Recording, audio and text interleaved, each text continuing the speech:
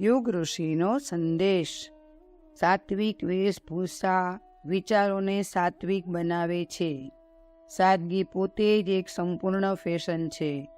સ્વચ્છતાપૂર્ણ સાદગીમાં એક વિશિષ્ટતા છે.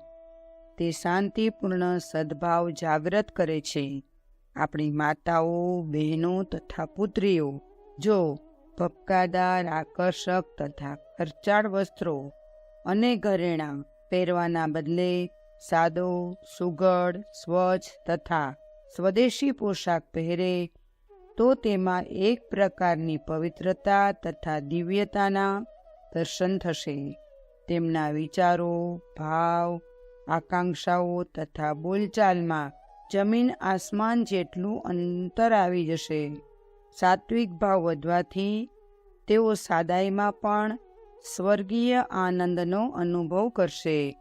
આદર્શ પત્ની, આદર્શ માતા તથા આદર્શ પુત્રી બનવાની ઈચ્છા રાખનાર દેવીઓનું પ્રાથમિક કર્તવ્ય છે કે તેઓ આજની ભડકીલી તથા વિકૃત ફેશનનો ત્યાગ કરે, તેને આસુરી ચક્ર માનીને દૂરથી જ નમસ્કાર કરે. સૌભાગ્યના પ્રતીકરૂપ જરૂરી હોય એટલા જ આભૂષણો પહેરે. ઘરેણાથી લદાઈ જવાની પોતાની તૃષ્ણાનો ત્યાગ કરે અને સાદા સ્વદેશી વસ્ત્રો ધારણ કરે. તમે સાદગી પસંદ કરો.